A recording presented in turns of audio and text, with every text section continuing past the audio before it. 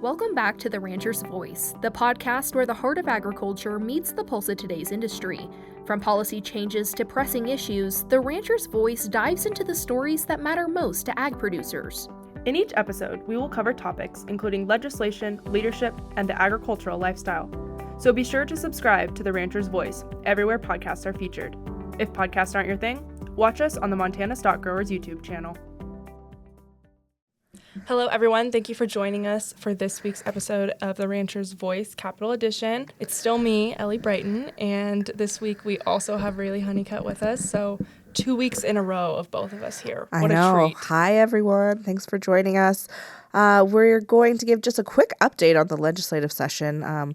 Not much to update since last week. As we mentioned last week, a lot of the time in the Senate is being done in Senate Finance and Claims or on the floor. We saw that again this week, and we'll be kind of seeing things wrap up from a budget perspective really soon. So a few bills that we did want to highlight for you.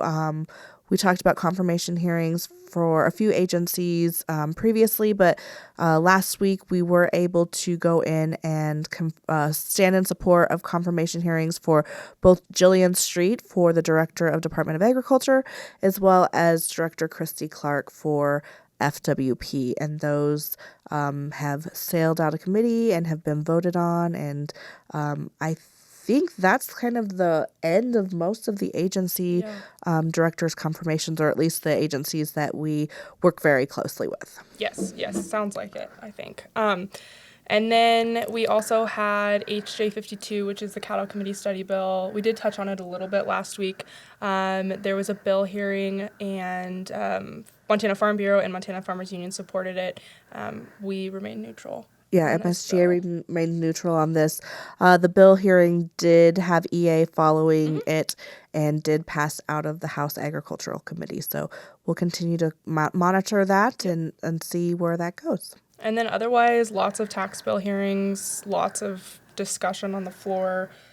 We keep saying we don't know how anything's going to turn out, and I think that's still true. Everything's still super up in the air, and how the bills are going to interact it remains to be seen. Yeah, so there seems to be a lot of need for reconciliation right now. I would say that parties or leadership or whoever's kind of in those conversations haven't really identified which bill is going to be their tax and specifically property tax relief carrier bill. And so there's still about 3 or 4 bills out at play. Then we also have bills that have been tabled that we are now seeing this past week. Motions to blast out a committee off the table.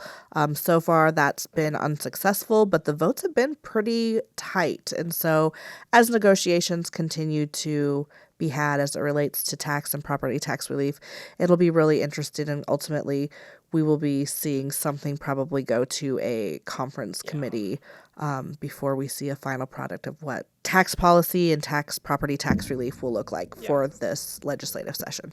And I think it's kind of interesting, and maybe it's always like this, so correct me, Rayleigh, but property tax was a big focus for everybody going into this session, like so many legislators, and then now we're in the last 2 weeks and things are actually getting figured out. Is it always that way, where the most important thing is at the last minute? I think it depends on each legislative session.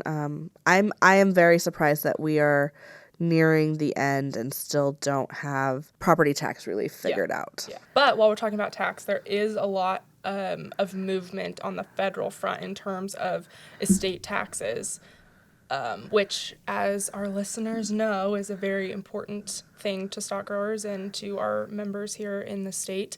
But basically, the Tax Cuts and Jobs Act from Trump's first administration is set to expire at the end of this year.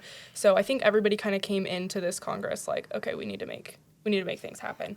And it's only been 3.5 months, and I think there's been like close to 10 bills probably that make moves to either completely eliminate the estate tax or make it a lot less burdensome for people that are going to have to pay it.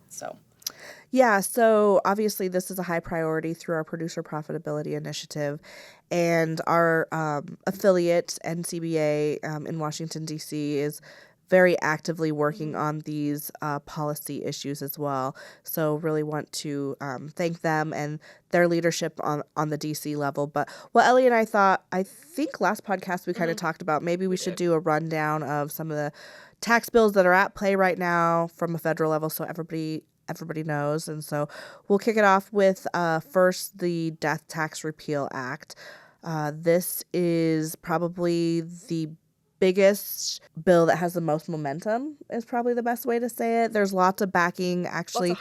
Lots of hype around it. 178 co-sponsors in the House and 45 co-sponsors in the Senate. All of Montana's congressional delegation has signed on as sponsors to this bill, and this would be to eliminate the death tax. That is what MSGA has always worked towards. That's what our policy says, so this is something that we fully support. Putting it into application is probably a different story. We know that the Democrats will probably not agree with a complete elimination, and so at some point there will be some negotiations at play, but exciting that this has so much support. The Trump administration very much has agreed that they support this type of act as well. And so for those of you who are watching that closely, it is HR 1301, and then it has a companion bill in the Senate Bill 587. So the next kind of important act, and I mentioned it last week, is the Main Street Tax Certainty Act. So this is HR 703 or Senate Companion 213. It also has really broad support, 184 co-sponsors in the House and 43 in the Senate.